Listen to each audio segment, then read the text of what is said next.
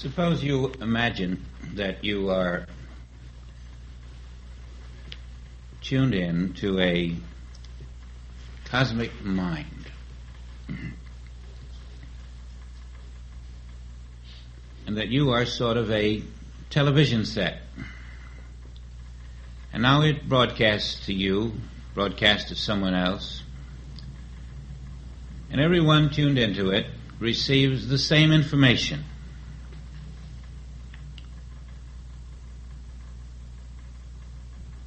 If it were a radio or TV transmitter and you tuned into it, you would have an image on your screen, and any other individual would have another image, so that there might be 50, 60, 70 million images on screens, but all about one program.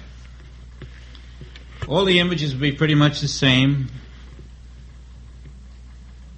but all about the same one. Now, as the cosmic mind broadcasts, using your mind as its TV set, the thing that it broadcasts is you. You become the image of the cosmic mind.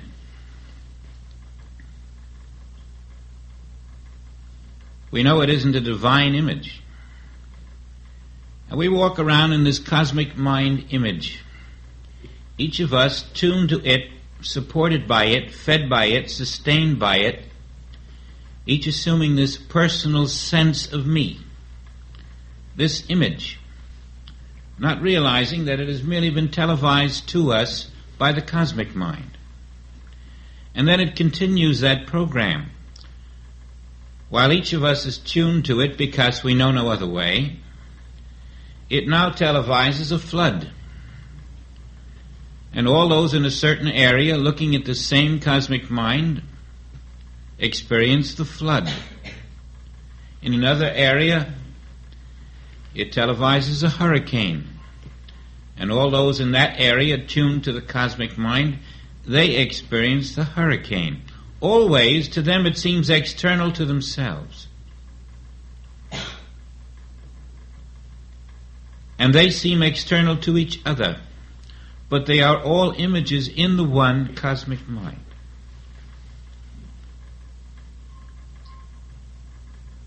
You will discover that when you look at another individual, you're looking at a cosmic mind image.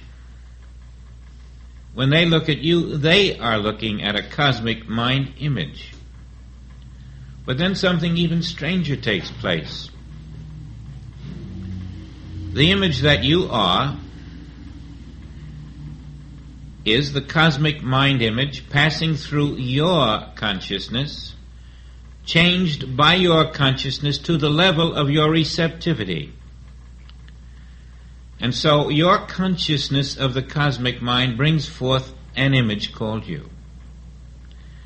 And so when I look at you, I am looking at your consciousness of the cosmic mind made visible as your image. And then I do a strange thing. I make another image about your image in my mind. And so I see my mental concept of your image.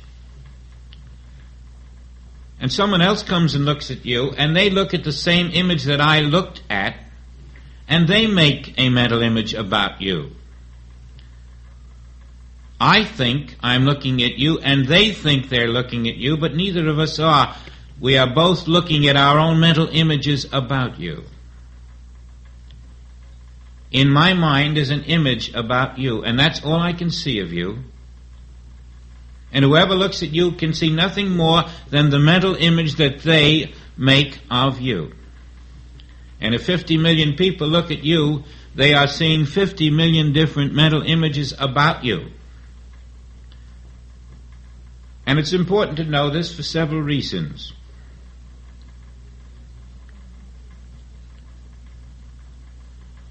You may think you're sick.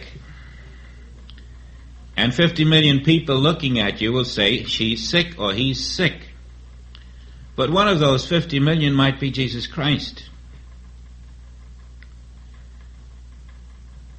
and he would not look at his mental image of you as the rest would. He would look through your mental image of yourself instead of accepting it and making a mental image of it himself. And he would see through the cosmic mind image which you are showing forth to the divine. And because he would see the divine, because the eye of him had been lifted up to see the divine, he would change the image of you in himself. And that image of you in himself which was changed would be the eye of him lifting you up. And that being the higher consciousness, it would change your image. And then everyone looking at you would see another image, and then they would make a mental image of that image. Because if I be lifted up, I will lift all men unto me. And the way it is done is that the image which each of us sees another in is always the same until there is one who sees from a spiritual point of view, and then sees not the cripple, but the perfect whole being, and makes an image of that which is not a cripple. And that being the higher image, the higher consciousness, the eye lifted up, it transforms the image of the cripple within itself, lifting up the image of the cripple to its own wholeness. Now everywhere you are looking at, no matter whom you are looking at, that individual you're seeing is your own mental image, not theirs. They are not external to you at all. They appear to be because we're all tuned to the one cosmic mind. We're all watching the same TV program and all receiving the same program from it and seeing it on the cosmic mind. We all think we're seeing outside of ourselves. Now these mental images that we have in ourselves about other people never get outside of our own minds. I have never seen you. I have only seen my mental image about you. But the Christ mind does not accept that mental image about you, but knows you as you are. And that is what is meant by the transformation. And that is why we are told to die to self. We're not dying to self at all. We're dying to the cosmic mind image we have accepted as self, which is not self. The cosmic mind image is the one that grows, that changes, that becomes sick and well, stout and thin, young and then old. That cosmic mind image is not the divine image of us.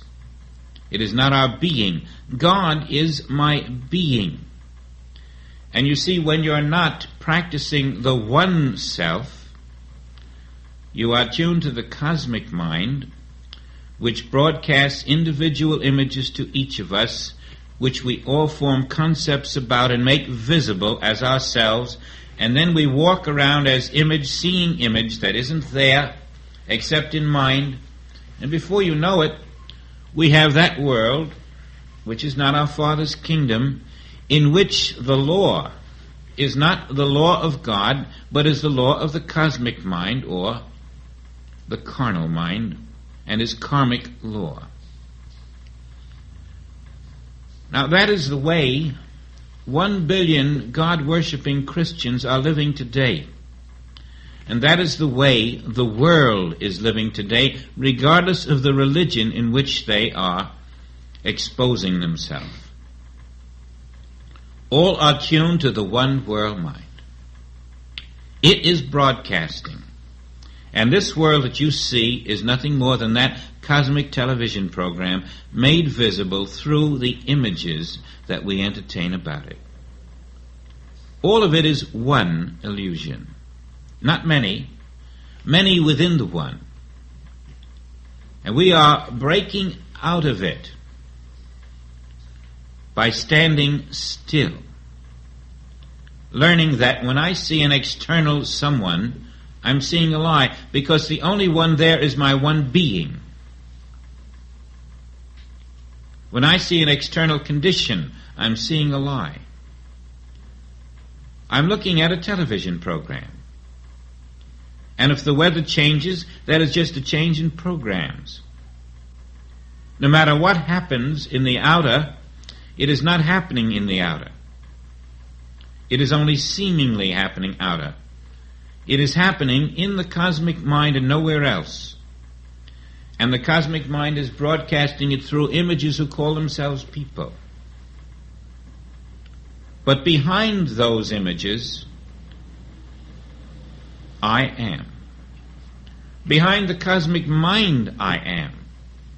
Where the cosmic mind and its images appear, God is. And God is my identity. And therefore, we learn that everything we're seeing is a picture put forth by a mind which is not the mind of God, but which is there for a purpose.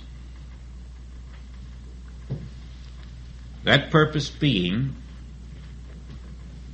to make us make the choice between God being or human being. To make us reach inside and accept on faith the invisible activity of God. To enable us to walk through the cosmic mind pictures,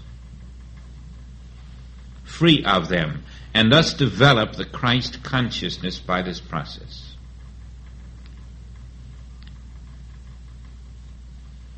As a child would depend on the parent, we learn to depend upon the invisible, even in spite of the tidal wave and the hurricane, in spite of the pestilence and the flood, in spite of every image that comes at us.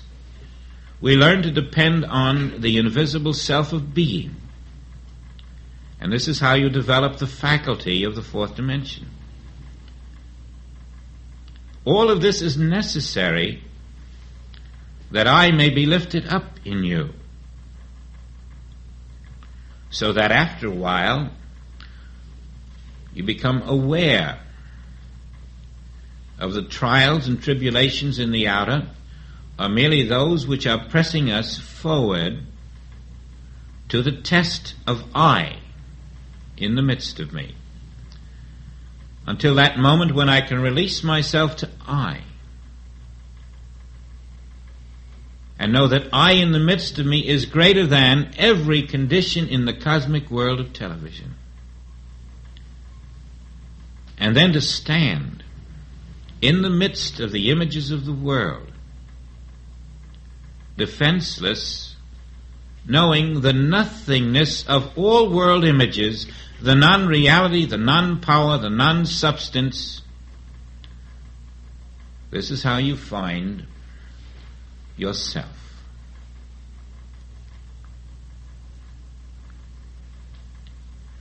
Now we have two passages that stress it from two different directions. In I Am the Vine, in John, we see it from the standpoint of how it must be for us to stand still. Let's look at that first. Abide in me.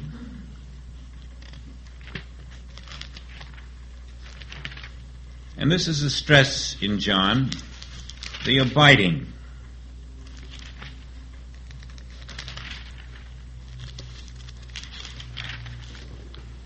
And I in you,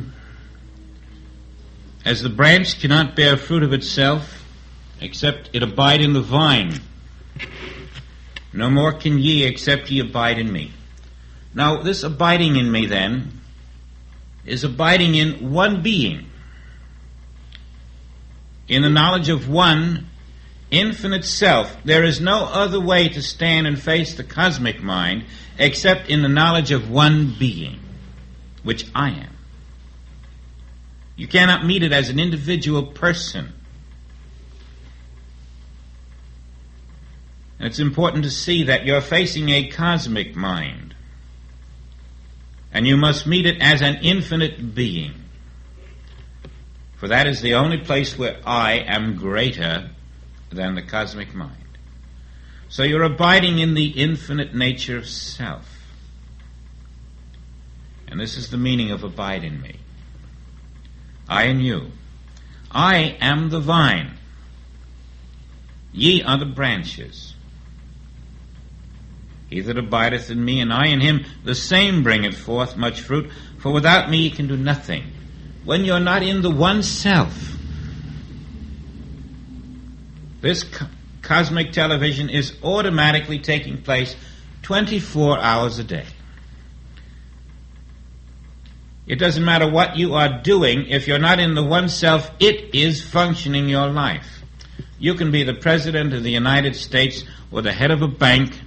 You can be doing all fine things in your estimation, but cosmic mind is running you. And ultimately that will be revealed. You will be discovered to be stripped of your power. Senility comes in. The great man becomes a doddering nobody, needing people to just sign his name for him. Why? It was cosmic mind all the time. It wasn't a president. It wasn't a chairman of the board. It wasn't an executive. It was cosmic mind appearing as. It was an image in the mind of the world. And each one thought he was looking at this one, but each was looking at his own mental image about this one, and this one was a mental image of the cosmic mind. That is the reason for the abiding in the knowledge of the one self. As yourself, you cannot meet cosmic mind from an individual, personal level. You might as well be a pebble on the beach trying to hold back the Atlantic Ocean.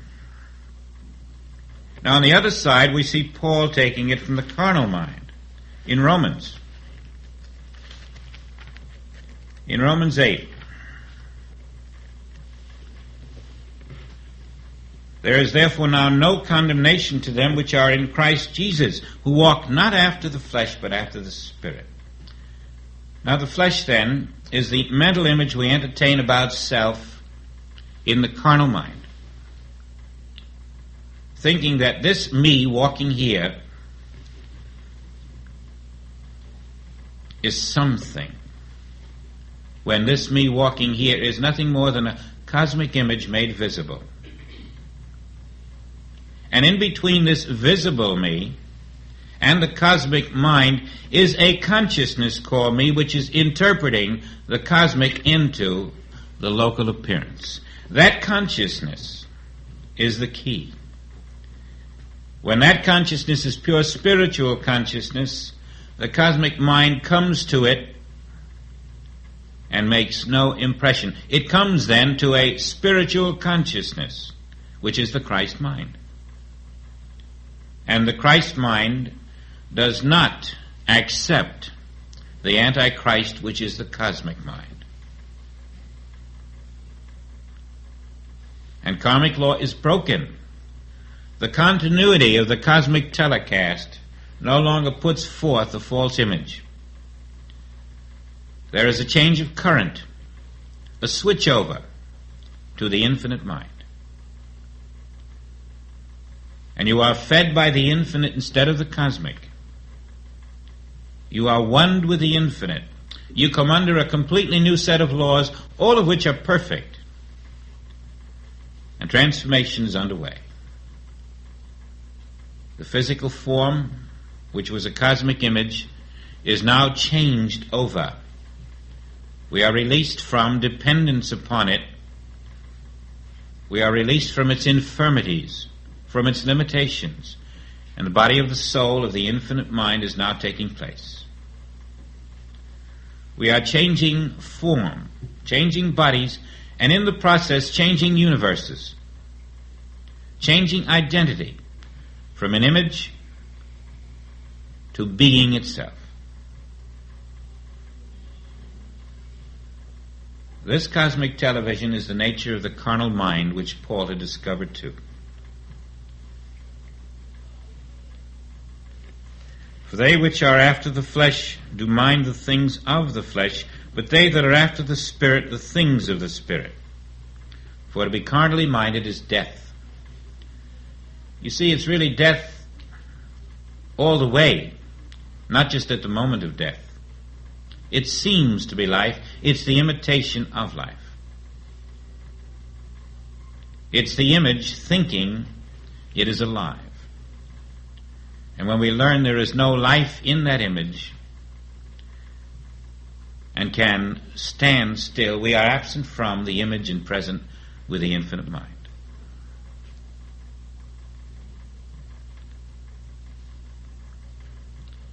Paul's chapter 8 is about cosmic television. John's chapter 15 is about infinite television. And we, living in the knowledge of oneself, break the law of karma for those, including ourselves, who have reached that place in consciousness which demands transformation.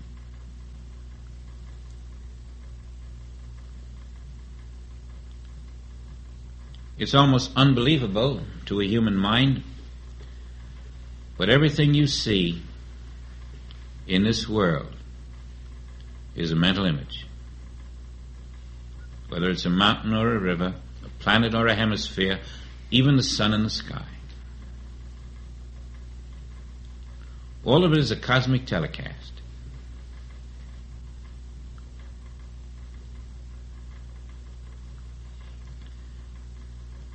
And the switch of consciousness is the way you switch it off. And lo and behold, here's my Father's kingdom, present all the time. I was simply in the wrong channel of thought.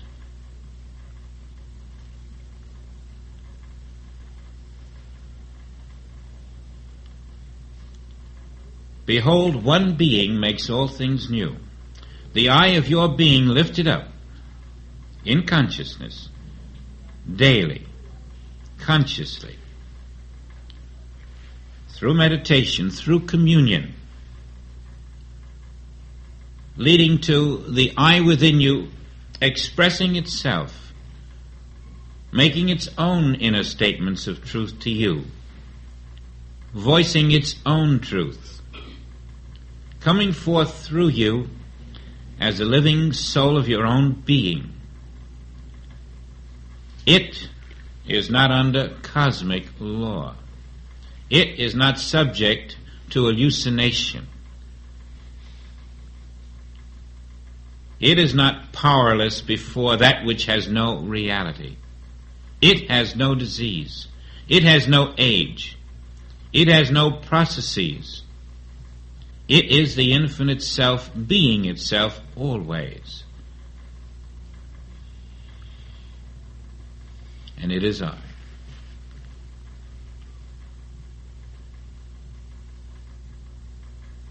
Now we must know then that when we are not consciously living as one being, we are nothing but an image in cosmic television.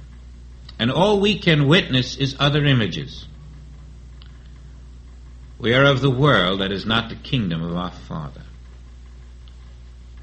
And who is that we who is of the world? It is just an image that we are throwing forth from our invisible consciousness. And that consciousness is a false consciousness. We are living in a polarized sense of self which has no reality.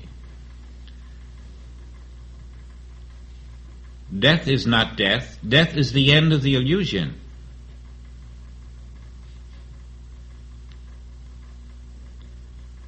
But he who takes part in the first resurrection is not even touched by the end of that illusion. For now we swallow up that death. in breaking the continuity of this cosmic telecast, in seeing that because I am being, and being is the one mind, there is no mind here to behold that which is unreal, no mind here to behold that which is subject to pain, to suffering, to evil. And therefore, every time I behold evil or pain or suffering, what am I looking with? I'm looking with a mind that has no existence. I'm looking with the cosmic mind in me. It is looking through me and beholding the pain it put there. I'm a victim of a mind that I do not have. You never have seen evil. Never have you seen evil. The cosmic mind coming through you as the Antichrist mind looks out and sees the evil. But when you are in mind, divine consciousness, that Antichrist mind cannot come through to see evil, because all the evil it sees is within its own mind. A mind that has been posing as yours and mine. Everything on our television set that we see in these images is in the one transmitter. We see it in our living room, but it comes from another source. We see our world around us in our mind, but it comes from another source, and that source is not God. That source is the cosmic mind.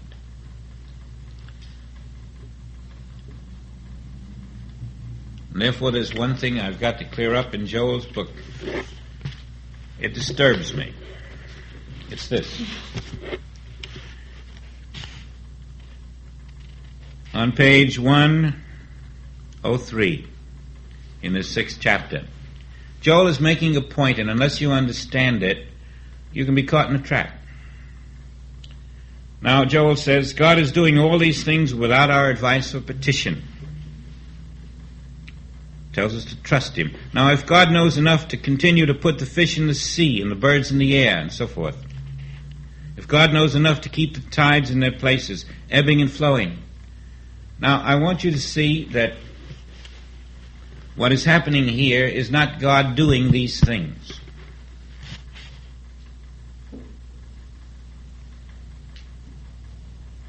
And the reason that I'm pointing it out is that it's like God being the substance of all form. If you mistake God as the substance of this form, and you mistake God as the substance of the tides and of the moon and of the river, you have not caught His meaning. God is the spiritual substance. What God is doing is invisible. God isn't turning these tides visibly. God isn't putting fish in the sea visibly. That's our concept of what Spirit is doing. And from what we've just talked about, the cosmic telecast, it works this way. God is being God, and that is you.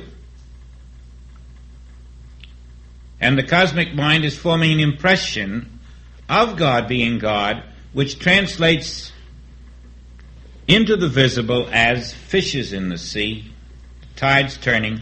But that isn't God doing it, that's cosmic mind doing it in its interpretation of God, and it's you receiving this picture from cosmic mind in your mind. And you know it's not God doing it because a storm comes up at sea. And you know God isn't bringing up a storm at sea. What is it? It's cosmic mind. And when the Master says to the storm, "Be still at His eye," what is it? That's you standing still in the face of a cosmic image, knowing that's all it is a cosmic image. And you're as frightened of it as you would be of a storm on your television set. This world for you becomes a cosmic image, broken up into lots of pieces. And no piece of it is more real than any other, neither the good nor the bad.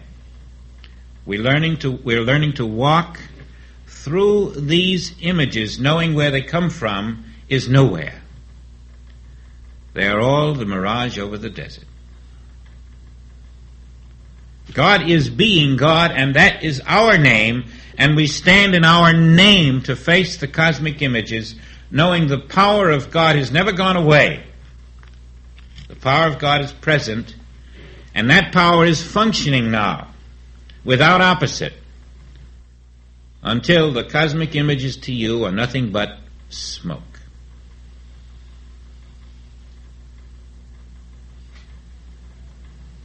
You can stop a storm at sea, because there never will be one.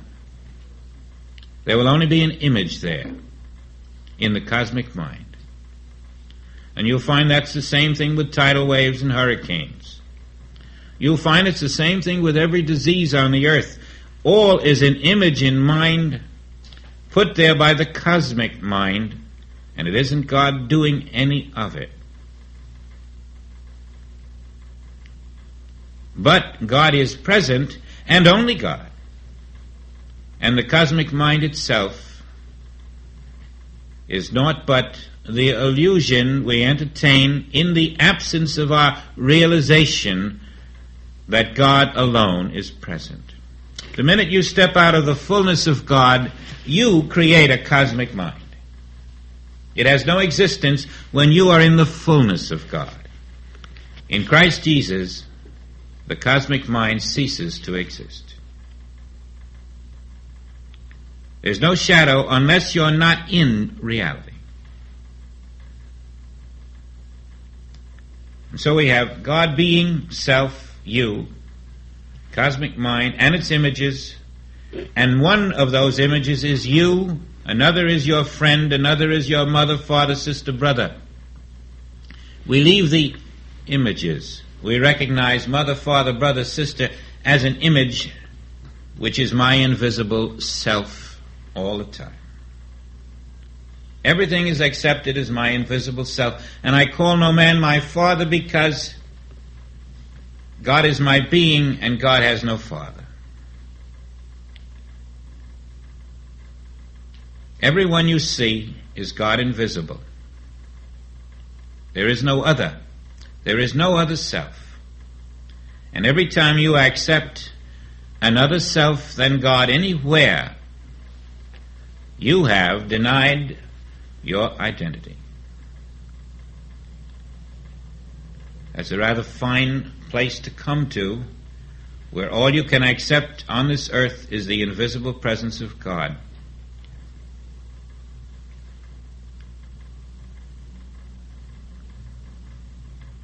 And yet that is what is requested of us if we would follow the path of truth.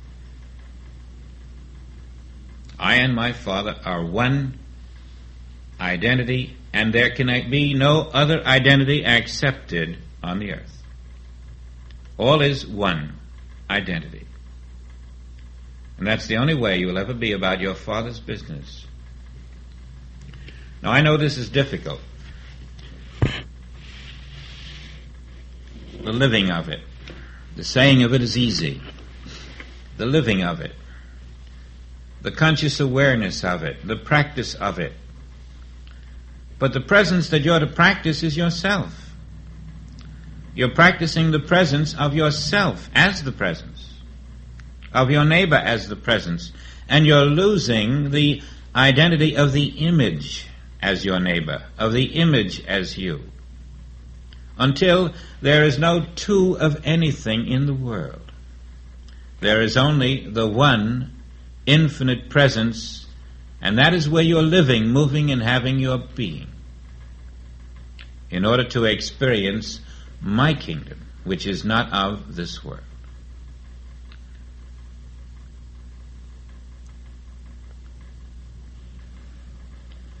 The dice of God are loaded is the chapter for next week, the 7th.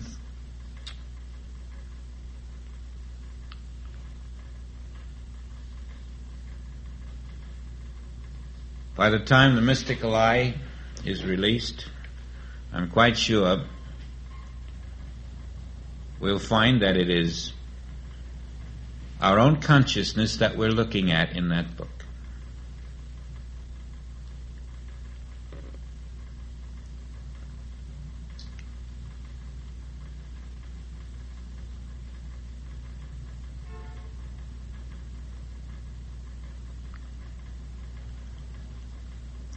By the way, don't any of you buy the book. Immortality House is giving each of you a gift of the mystical eye.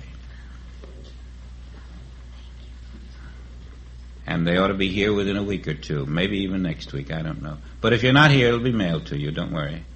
We're very happy this thought came and the opportunity to do this, because it's Joel's final work, I believe, and it means a great deal to us to see his work in the hands of those who are following the greatest teaching that the world has seen in the last 2,000 years.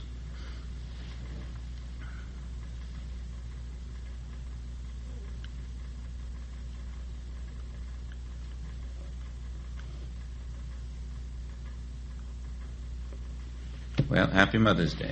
Thank you.